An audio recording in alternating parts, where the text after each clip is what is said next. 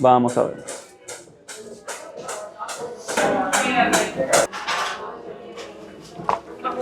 Bien. Ok, vamos a enfocarnos en la pierna derecha hoy. Vamos a colocarla sobre la otra. Y voy a trabajar aquí con la movilidad de la cadera. Y también el sacro.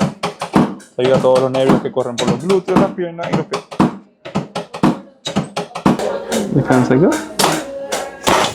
Bien, otro lado. Respira y déjalo ir. Excelente. Listo por aquí. Perfecto. Wow. Buenísimo, muy bien. Excelentes ajustes del día.